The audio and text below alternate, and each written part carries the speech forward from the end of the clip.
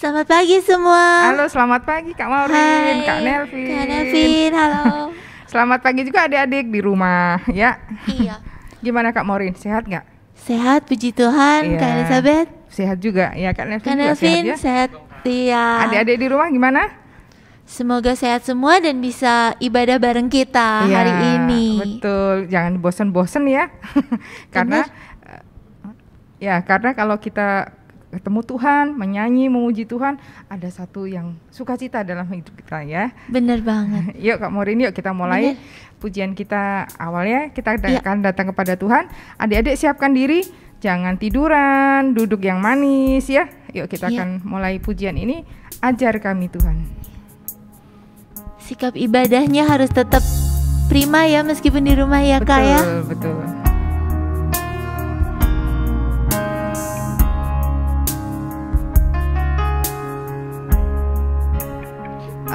Ajar kami Tuhan menghitung hari-hari agar kami beroleh hati bijaksana.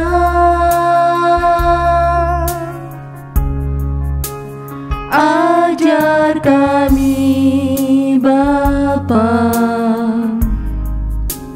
hidup dalam jalan-Mu, agar semua rencana-Mu digenapi. Mulialah nama-Mu Tuhan, dan ajaib jalan-Mu. Bimbing kami di setiap waktu. Besar setiamu Tuhan, agunglah karya-Mu. Yesus, kami bersyukur padamu. Ajar kami Tuhan. Ajar kami Tuhan menghitung hari-hari agar kami beroleh hati bijaksana. Ajar kami Bapa hidup dalam jalan-Mu, agar semua rencana-Mu digenapi. Mulialah nama-Mu Tuhan, dan ajaib jalan-Mu. Pimpin kami di setiap waktu. Besar setiamu Tuhan, agunglah karya-Mu. Yesus, kami bersyukur padamu. Yesus, kami bersyukur padamu. Yesus, kami bersyukur padamu. Mari kita berdoa. Bapa di surga, kami bersyukur Tuhan untuk pagi hari ini kami boleh diberikan kesehatan, kekuatan, dan sukacita. Kami terlebih lagi bersukacita kalau kami akan mendengarkan kebenaran firman-Mu. Kami ingin memuliakan nama-Mu Tuhan melalui puji-pujian. Berkati Tuhan pada sekolah minggu pagi hari ini, dari awal sampai akhir Allah memberkati, mengurapi setiap kami, sehingga kami boleh mendengarkan kebenaran firman-Mu, supaya iman kami tumbuh senantiasa dengan firman yang Kau taburkan dalam hati kami. Kami serahkan ke dalam tangan kasih-Mu Tuhan, ibadah pada pagi hari ini, hanya di dalam nama Yesus kami berdoa dan bersyukur. Haleluya. Amin. Amin. Ya, Kak, bersukacita enggak, Kak?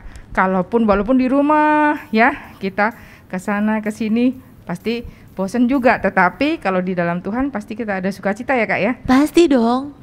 Gak boleh terhambat oleh apapun, berkarya harus terus aktif. Ya, betul Iya ya. kan? Seperti pujian ini, Allah dahsyat ya, Iya. dimanapun, di utara, di selatan, di barat, di timur, semuanya Benar. ya ada sukacita di dalam Tuhan. Yuk Dahsyat adik-adik dalam hidup berdiri kita. ya. Ya. Yuk bangkit berdiri, kita akan pujikan dengan tepuk tangan.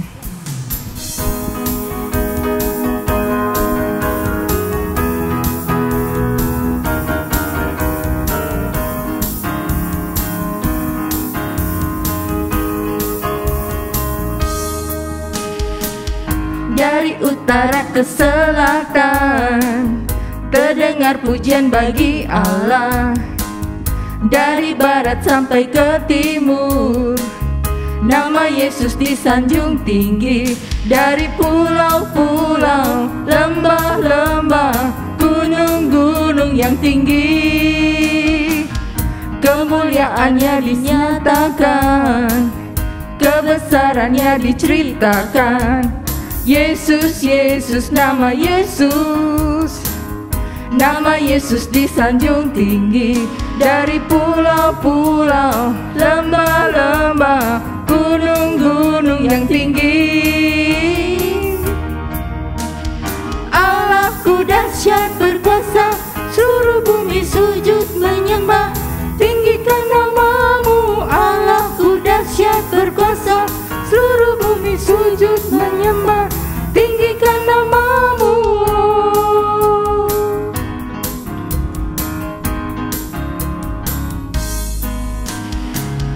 Dari utara ke selatan, terdengar pujian bagi Allah. Dari barat sampai ke timur, nama Yesus disanjung tinggi. Dari pulau-pulau, lembah-lembah, gunung-gunung yang tinggi,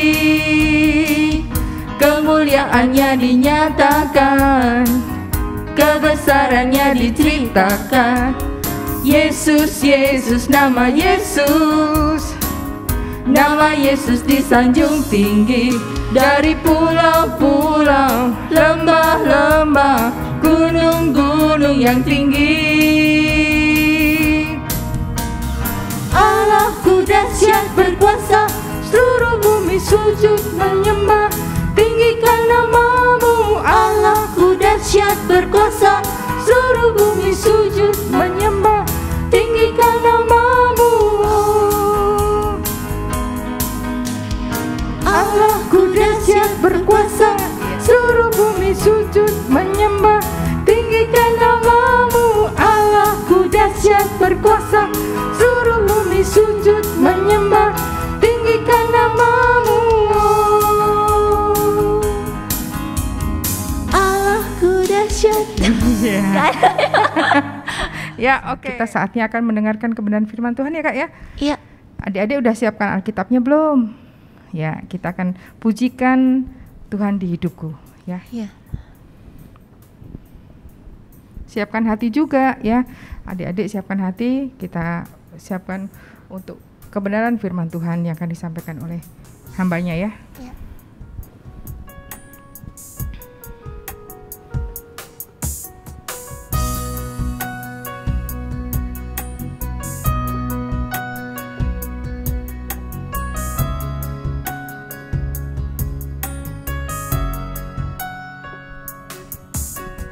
Di telapak tanganmu tertulis namaku, Di dalam genggaman-Mu seluruh hidupku.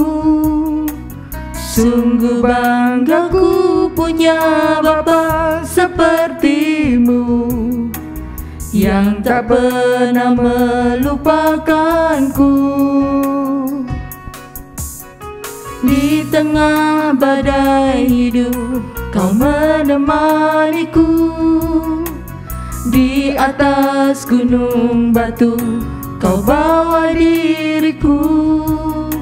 Sungguh bangga ku punya Bapa seperti-Mu, yang tak pernah meninggalkanku. Ku nyatakan Engkau Tuhan di hidupku, Tuhan di setiap ucapan dan perbuatanku. Ku nyatakan Engkau Tuhan di hidupku, Tuhan yang selalu ku sembah di setiap nafasku.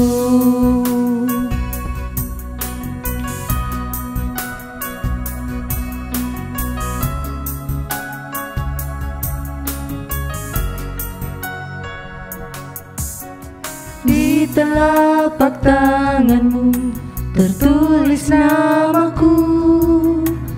Di dalam genggaman-Mu seluruh hidupku.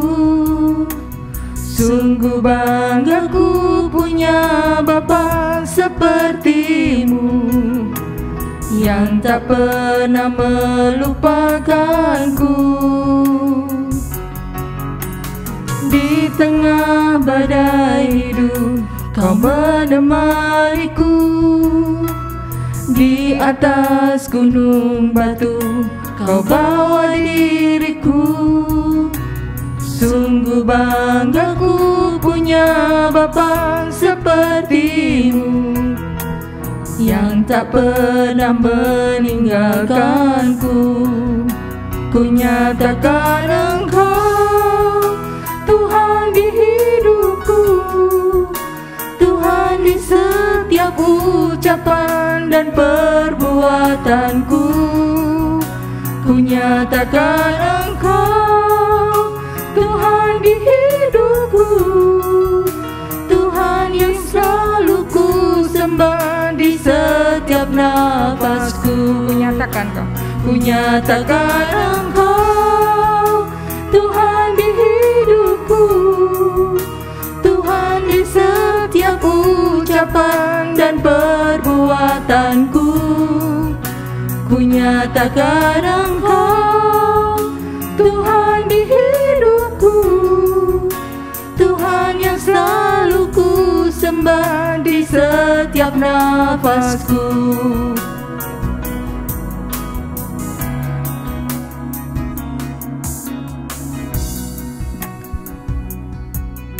Bapa kami yang berada di dalam kerajaan surga, di dalam nama Tuhan Yesus Kristus, kami mengucap syukur ya Bapa kepadamu kalau pada hari ini kami boleh kembali beribadah kepadamu dan memuliakan namamu.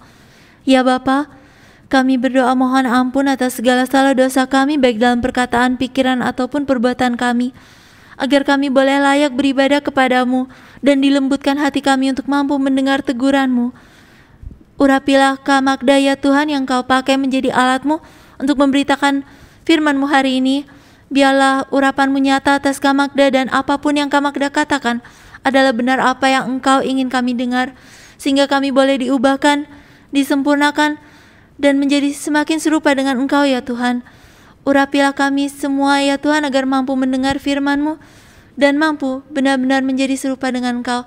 Ya Bapa, kami buka firman hari ini ya Bapa, biarlah kasih-Mu selalu menyertai orang tua kami, teman-teman kami, semua yang mungkin belum bisa ikut ibadah hari ini.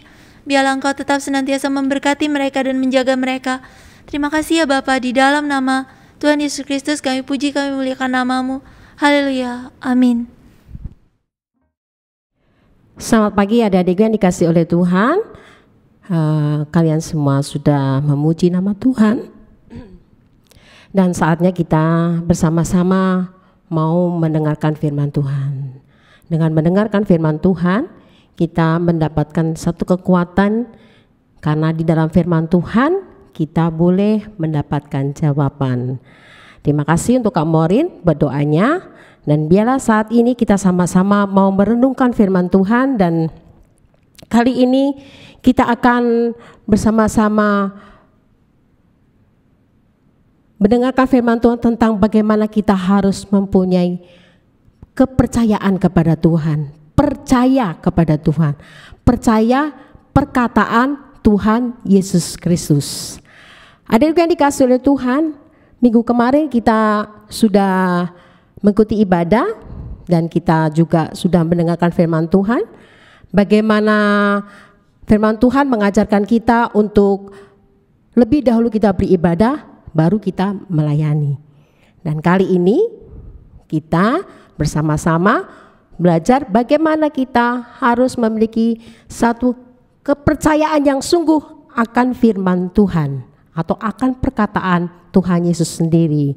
Adik-adikku yang dikasihi oleh Tuhan, setiap kita anak-anak Tuhan, kalian semua yang ada di sini, yang ada di rumah, kalian tentunya punya kerinduan yang besar untuk datang kepada Tuhan. Tapi saat ini mungkin kita belum bisa berjumpa secara langsung, tapi dengan firman Tuhan, dengan online yang saat ini kita bersama-sama ada, biarlah Tuhan memberkati kita. Adikku yang dikasihi oleh Tuhan, saat ini setiap kita pasti ada, kehidupan kita tuh pasti ada masalah, tantangan, persoalan, baik dari yang mungkin dari kecil sampai besar, sampai orang tua, semuanya ada tantangan dan persoalan. Tetapi persoalan dan tantangan itu kita harus tetap percaya kepada Tuhan. Jangan kita dengan tantangan dan persoalan yang kita hadapi membuat kita tidak percaya kepada Tuhan. Mari kita akan bersama-sama membuka kitab kita di dalam Yohanes pasal yang ke-11 ayat yang 1 ke 1 sampai ayat yang ke-6. Kak Mada bacakan ya. Lazarus dibangkitkan. Ada seorang yang sedang sakit namanya Lazarus. Ia tinggal di Betania, kampung Maria dan adiknya Marta. Maria ialah perempuan yang pernah meminyaki kaki Tuhan dengan minyak mur dan menyekanya dengan rambutnya. Dan Lazarus yang sakit itu adalah saudaranya. Kedua perempuan itu mengirim kabar kepada Yesus, "Tuhan, dia yang engkau kasihi sakit." Ketika Yesus mendengar kabar itu, ia berkata, "Penyakit itu tidak akan membawa kematian, tetapi akan menyatakan kemuliaan Allah, sebab oleh penyakit itu anak Allah dimuliakan." Yesus memang mengasihi Marta dan kakaknya dan Lazarus. Namun setelah didengarnya bahwa Lazarus sakit, ia sengaja tinggal 2 hari lagi di tempat di mana ia berada. Adik-adikku yang dikasihi oleh Tuhan, kita tahu minggu kemarin Bapak Evangelis Handul Salim menyampaikan firman Tuhan tentang Maria dan Marta. Mereka bersama-sama dikunjungi oleh Tuhan Yesus dan mereka mendengar perkataan Tuhan Yesus.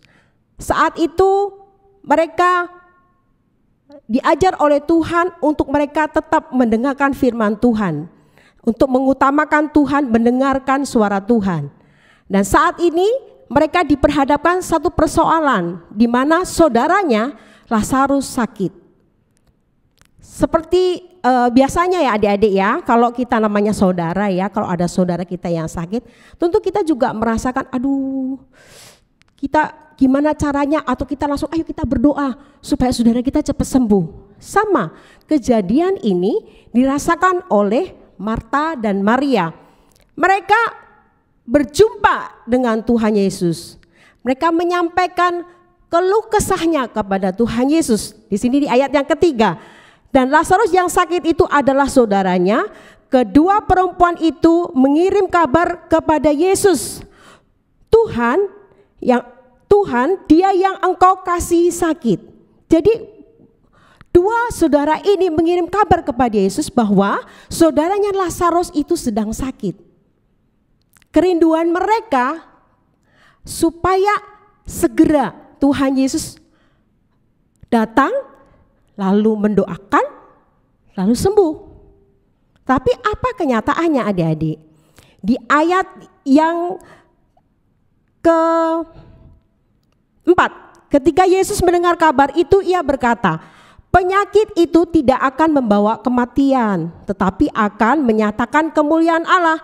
Sebab oleh penyakit itu anak Allah akan dimuliakan. Ayat yang ke-5. Yesus memang mengasihi Marta dan kakaknya Lazarus. Namun setelah didengarnya bahwa Lazarus sakit, ia sengaja tinggal 2 hari di tempat di mana ia berada. Seolah-olah sepertinya Tuhan Yesus tidak peduli. Di sini adik-adikku yang dikasih oleh Tuhan, Tuhan Yesus menyatakan sesuatu perkataan yang kalau dibilang wah aneh ya, kenapa kok Tuhan Yesus bilang di ayat yang ke-4 tadi, penyakit itu tidak akan membawa kematian, tetapi akan menyatakan kemuliaan Allah. Nah, adik-adik yang dikasih oleh Tuhan, Tuhan Yesus mengajarkan kepada mereka bahwa ketika Lazarus itu sakit, itu bukan berarti sakit terus Tuhan Yesus tidak peduli. Hanya saja Lazarus sakit mengajarkan kepada mereka untuk mereka tetap percaya kepada Tuhan. Dalam kondisi sakit, Lazarus dan keluarganya harus tetap percaya kepada Tuhan. Adik-adikku yang dikasih oleh Tuhan, mungkin ada juga, aduh kenapa sih kalau keluarga ini dikasih Tuhan, mbok iya cepet toh Tuhan Yesus datang langsung doain, itu mau kita. Tetapi ternyata di sini Tuhan Yesus mengajar kepada Marta dan Maria untuk mereka melihat kemuliaan Tuhan.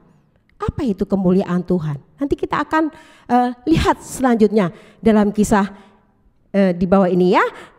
Yuk kita akan baca Yohanes 11 ayat 6 sampai yang ke-15. Kita akan baca.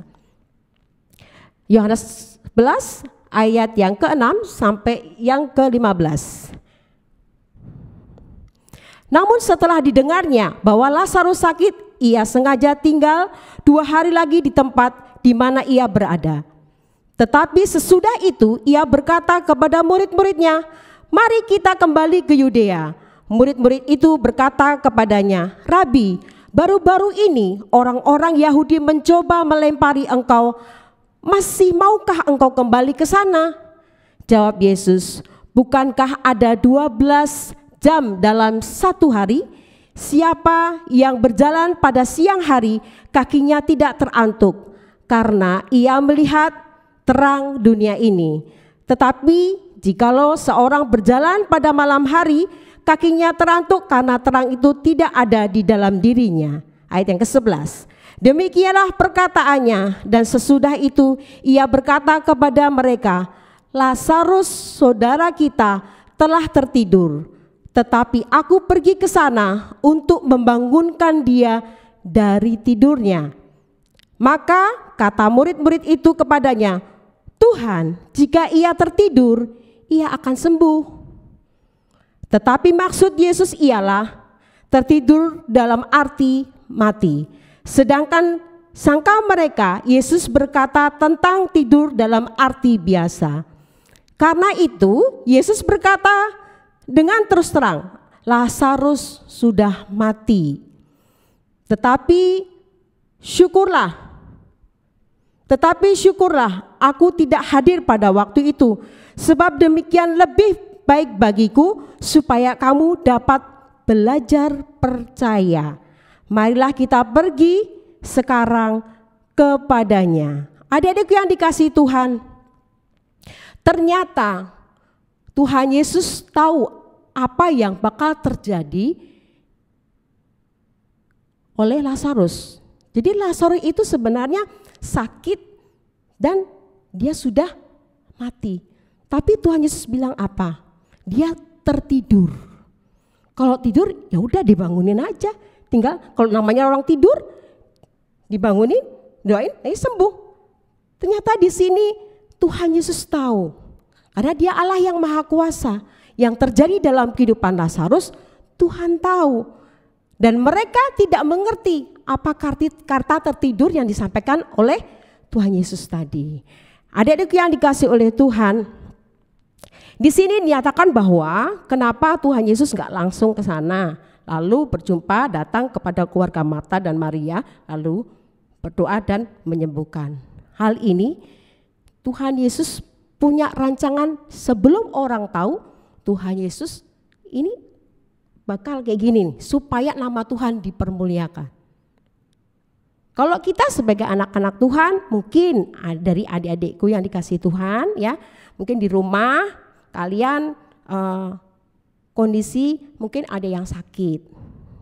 Tetapi ingat adik-adik, kita harus punya iman, percaya bahwa Tuhan Yesus sanggup menolong kita semua. Kalau kita percaya dan beriman kepada Tuhan, maka ya mungkin ada orang berdoa langsung Tuhan kasih sembuh. Ya kan? Ada kan? Ada yang berdoa lama baru Tuhan kasih sembuh. Itu kenapa ya Kak? Kok bisa begitu ya? Kok kayak Lazarus ini sakit, udah disampaikan ke Tuhan Yesus, kok Tuhan Yesus gak langsung ke rumahnya sih? Didoain langsung sembuh, beres gitu. Itu maunya kita. Tetapi Tuhan itu punya rencana yang baik, rencana yang mulia di balik semua kejadian. Jadi adik-adikku yang dikasih Tuhan, mungkin kalian dalam keadaan susah ya, mungkin belajar di rumah sekarang ini nggak berjumpa dengan gurunya lewat Zoom, tugasnya banyak, pusing ya, bete, aduh ini gimana nanti aku naik kelas enggak. Percaya kepada Tuhan, berdoa kepada Tuhan bahwa Tuhan pasti menolong adik-adik semua. Jadi jangan takut ya, kita harus percaya Tuhan pimpin kita. Mungkin kita tidak sepintar teman-teman kita yang lain, tetapi kalau kita punya iman dan percaya kepada Tuhan, Tuhan pasti menolong kita. Karena apa? Tuhan ingin hidup kita mempermuliakan nama Tuhan. Itu rencana Tuhan. Dan di sini dikatakan bahwa di ayat yang ke-13, Yohanes 11 ayat 13 ini tadi, tetapi maksud Yesus ialah tertidur adalah mati. Sedang sangka mereka Yesus berkata tentang tidur arti biasa. Nah, itu dia. Kalau Tuhan Yesus bilang orang mati tertidur, wow, ternyata pandangan Tuhan itu luar biasa adik-adik. Jadi dalam kondisi seberat apapun kita, Tuhan sanggup tolong kita ya. Jadi jangan khawatir ya, tetap percaya kepada Tuhan karena Tuhan ingin melakukan sesuatu yang besar di dalam kehidupan kita sebagai anak-anak Tuhan. Nah, ketika keluarga ini mereka susah, sedih, kenapa? Saudaranya meninggal. Dan orang banyak juga sudah datang untuk memberikan penghiburan. Apa yang dilakukan oleh Tuhan Yesus selanjutnya? Yohanes 11 ayat 17 sampai 21 dan 32. Kita akan baca ya.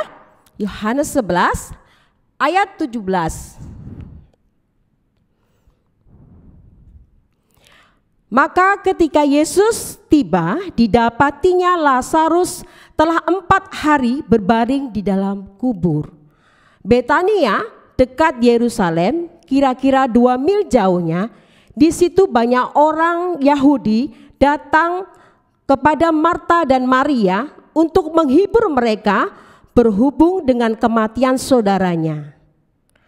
Ketika Marta mendengar bahwa Yesus datang, ia pergi mendapatinya, tetapi Maria tinggal di rumah. Maka kata Marta kepada Yesus, Tuhan, sekiranya Engkau ada di sini, saudaraku pasti tidak mati. Ayat yang ke-32. Setibanya Maria di tempat Yesus berada dan melihat dia, tersungkurlah ia di depan kakinya dan berkata kepadanya, Tuhan, sekiranya engkau ada di sini, saudaraku pasti tidak mati. Nah, adik-adikku yang dikasihi oleh Tuhan, di sini ketika Tuhan Yesus datang, bahwa Lazarus sudah mati, sudah 4 hari, sudah dikuburkan. Tetapi kita melihat bahwa ketika Tuhan Yesus datang, Marta dengan penuh keyakinan percaya bahwa ada hal yang lebih luar biasa Tuhan mau kerjakan. Dia datang kepada Tuhan Yesus. Dia menyampaikan ke Tuhan, aduh coba kalau nggak terlambat pasti saudaraku nggak mati. Tuhan pasti dapat menyembuhkan. Begitu juga Maria. Maria sampai dia tersungkur, Tuhan Yesus, coba kalau Tuhan Yesus datang segera, saudaraku nggak mati. Aku nggak ngalamin kesedihan. Di situ semua orang berkumpul. Kenapa? Karena keluarga ini dalam keadaan duka. Orang-orang Yahudi datang di situ. Orang-orang Yahudi yang tidak menyukai keberadaan Tuhan Yesus ada di situ mereka. Tetapi hal ini Tuhan kerjakan adik-adik supaya apa? Nama Tuhan dipermuliakan. Coba kita akan bersama-sama membuka di dalam Amsal 3 ayat yang ke-5. Di sini dikatakan, percayalah kepada Tuhan dengan segenap hatimu dan jangan bersandar kepada pengertianmu sendiri. Percaya kepada Tuhan dengan segenap hatimu. Enggak boleh setengah-setengah. Segenap hatimu dan jangan bersandar kepada pengertianmu sendiri. Jadi keadaan yang dialami oleh Marta dan Maria ini memang kalau secara kita manusia sedih adik-adik karena saudara kita meninggal, sakit dan meninggal. Tetapi kenapa ya kok Tuhan Yesus datangnya terlambat? Padahal keluarga ini adalah keluarga yang dikasihi oleh Tuhan. Nah, kenapa hal ini terjadi?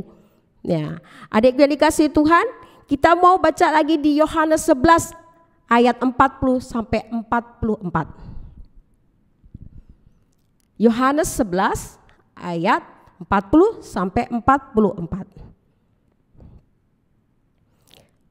Jawab Yesus, bukankah sudah kukatakan kepadamu, jikalau engkau percaya, engkau akan melihat kemuliaan Allah? Maka mereka mengangkat batu itu, lalu Yesus menengadah ke atas dan berkata, Bapa, aku mengucap syukur kepadamu, karena engkau telah mendengarkan aku. Aku tahu bahwa engkau telah mendengarkan aku, tetapi oleh karena orang banyak yang berdiri di sini mengelilingi aku mengatakannya supaya mereka percaya bahwa engkaulah yang telah mengutus aku. Dan sesudah berkata demikian, berserulah ia dengan suara keras, Lazarus, marilah keluar. Orang yang telah mati itu datang keluar, kaki dan tangannya masih terikat dengan kain kafan dan mukanya tertutup dengan kain peluh. Kata Yesus kepada mereka, bukalah kain-kain itu dan biarlah ia pergi. Ini ternyata maksudnya supaya sesuatu yang terjadi dalam kehidupan Lazarus itu untuk kemuliaan nama Tuhan. Di situ banyak orang Yahudi yang tidak percaya kepada Tuhan. Kejadian Lazarus ini membuat semua orang itu melihat. Dan karena di sini dikatakan bahwa Tuhan Yesus sendiri memanggil Lazarus. Padahal Lazarus sudah dikubur 4 hari. Kalau 4 hari harusnya sudah bau adik-adik. Ya, baunya udah kemana-mana. Tetapi ternyata Tuhan Yesus itu punya pandangan bahwa Lazarus itu lagi tidur di kubur itu. Coba adik-adik, Coba adik-adik ke kubur, datang situ masih ada mayatnya. Takut gak? Takut kan? Enggak loh. Tuhan Yesus punya pandangan yang begitu luar biasa. Dia melihatnya bahwa Lazarus tidur. Orang bingung, kenapa dia ke kubur ya? Mau ngapain? Orang udah terlambat, sudah bau paling. Apa yang mau dikerjakan oleh Yesus itu? Apa yang mau dikerjakan? Ternyata apa yang terjadi? Di luar dugaan manusia. Yesus hanya memanggil, Lazarus, marilah keluar. Coba kalau kita ada di situ, terus dia datang terus gini semua, lari semua pasti kita takut. Wah, beneran gak ya? Itu kejadian yang begitu luar biasa adik-adik. Karena Tuhan melihat, Tuhan Yesus melihat di situ banyak orang Yahudi. Dia mau cari salahnya. Dia mau melihat apakah benar perkataan Yesus itu. Apakah dia benar-benar diutus oleh Bapa. Jadi ternyata kejadian itu untuk menyatakan bahwa dia benar-benar adalah anak Allah. Adik-adikku yang dikasihi oleh Tuhan, kita semua tentunya percaya ya kepada Tuhan. Dan jangan sekali-sekali kita bergeser kepercayaan kita kepada hal-hal yang ada dalam dunia ini. Karena semua yang ada di dalam dunia ini ya Tuhan ciptakan. Kalau Tuhan sudah menciptakan dunia ini, jadilah terang cuma gitu. Jadilah terang, jadi. Ya.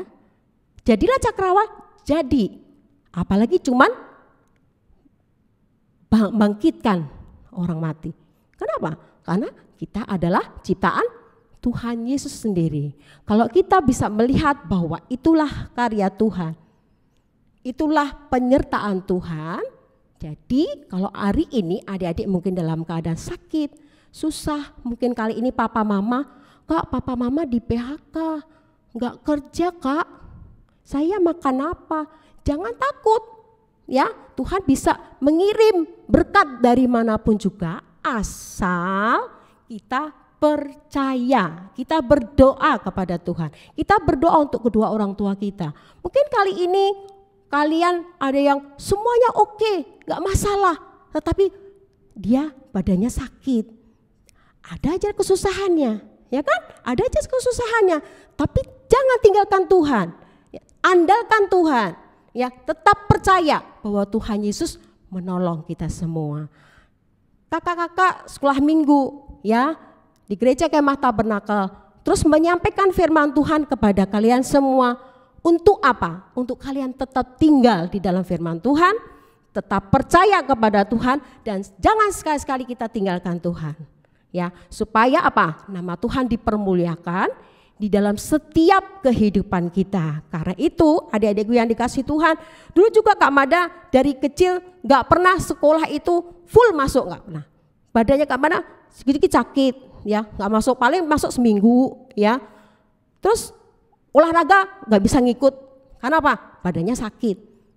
Pernah Kak Mada terlintas, Tuhan Yesus, kok orang bisa enak ya lari, kok bisa ya mereka bisa jalan lama gitu, kok saya nggak bisa ya? Tuhan Yesus, saya pingin sehat aja, kayak mereka bisa lari, bisa menikmati hidup yang nyaman. Karena Kak Mada dikit-dikit pusing. Jadi kalau kemana-mana ditinggal di rumah. Kak Mada nggak pernah diajak pergi sama orang tua. Jarang sekali. Kalau diajak pergi sakit, ya kemana-mana sakit. Adik-adikku yang dikasihi Tuhan, pernah Kak Mada putus asa.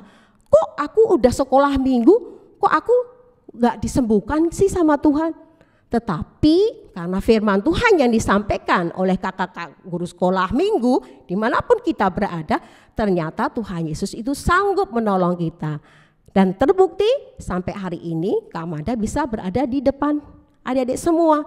Ini semua apa? Supaya nama Tuhan dipermuliakan. Jadi jangan takut, jangan sekali-sekali meragukan kuasa Tuhan. Dan kali ini ayat emasnya Efesus 1 ayat yang ke-19, ya. Efesus 1 ayat yang ke-19. Begini bunyi firman Tuhan. Dan betapa hebat kuasanya bagi kita yang percaya sesuai dengan kekuatan kuasanya. Saya ulangi lagi ya. dan betapa hebat kuasanya bagi kita yang percaya sesuai dengan kekuatan kuasanya. Jadi kita harus percaya kekuatan Tuhan, kuasa Tuhan, pertolongan Tuhan, dan jangan meragukan kuasa Tuhan. Sebab apa? Kalau kita meragukan kuasa Tuhan, berarti kita sudah di luar anugerah Tuhan ya. Jadi kita harus tetap percaya, beriman. Seperti tadi Maria dan Marta, walaupun mereka harus menghadapi kedukaan saudaranya sakit lalu meninggal, tetapi mereka tidak tinggalkan Tuhan. Dia tetap mencari Tuhan, walaupun secara jasmani kedua saudaranya ini sedih, wajar. Karena juga kalau ditinggal kedua orang tua kakak, waktu itu juga sedih ya. Jadi semua orang kalau ditinggal orang yang dikasih sedih, itu wajar. Tapi jangan sampai setelah kita sedih berlarut-larut lalu kita tidak mengandalkan Tuhan atau tidak percaya lagi akan perkataan Tuhan. Nah itu nggak boleh ya. Jadi kita semua, ayo kita tetap percaya kepada Tuhan, tetap setia beribadah kepada Tuhan, merenungkan firman Tuhan. Apapun yang terjadi dalam kehidupan kita, tetap kita percaya bahwa Tuhan Yesus sanggup tolong kita semua. Mari kita bersama berdoa. Bapa kami yang di surga, kami bersyukur pada pagi hari ini karena kasih dan kemurahan-Mu ya Tuhan, Engkau senantiasa memelihara kehidupan kami. Kami bersyukur di mana kami anak-anak-Mu diajarkan untuk kami tetap percaya dalam kondisi apapun yang terjadi dalam kehidupan kami. Kami tahu bahwa Tuhan memelihara kami, Tuhan tahu menolong kami, dan kami berdoa Tuhan saat ini, jikalau dari anak-anak-Mu mereka dalam keadaan sakit, atau mereka dalam keadaan susah, atau mereka dalam keadaan kesulitan, kami berdoa kepada-Mu Tuhan, Engkau menjangkau anak-anak sekolah minggu, supaya mereka, hati mereka dikuatkan dan dihiburkan oleh Tuhan, dan mereka tetap meyakini bahwa Tuhan Yesus sanggup menolong mereka. Tuhan Yesus, kami berdoa kepada-Mu, kiranya Tuhan memberkati kami semua, para pelayan-Mu, guru-guru sekolah minggu, untuk kami tetap melayani Tuhan dan tetap percaya dan berpegang kepada janji Tuhan bahwa Tuhan Yesus menolong kami, sehingga anak-anak sekolah minggu di Gereja Kemah Tabernakel terus terpelihara sempurna yang datang daripada-Mu, dan kami semua diberkati. Berkati juga untuk kedua orang tua mereka, Tuhan berkati mereka dalam usaha pekerjaan mereka, sehingga mereka senantiasa dicukupkan oleh Tuhan dan diberkati oleh Tuhan. Inilah doa kami Tuhan, kami menyerahkan seluruh kehidupan kami ke dalam tangan-Mu. Hanya di dalam nama Tuhan Yesus Kristus kami bersama berdoa serta mengucap syukur. Bapa, terima kasih. Bapa, terima kasih. Bapa, terima kasih. Bapa di dalam surga, kami berterima kasih.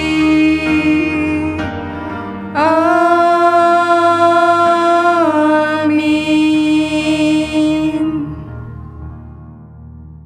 Ya, halo adik-adik. Halo adik-adik, halo Kak Uci. Iya. Aktivitas nih Kak Aktivitas Uci. sekarang. Paling seru biasa ini kalau sama Ya. Kak Uci ya. Ya, dengar firman sudah, pujian sudah. Sekarang kita aktivitas. Aktivitas. Aktivitas kali ini gampang.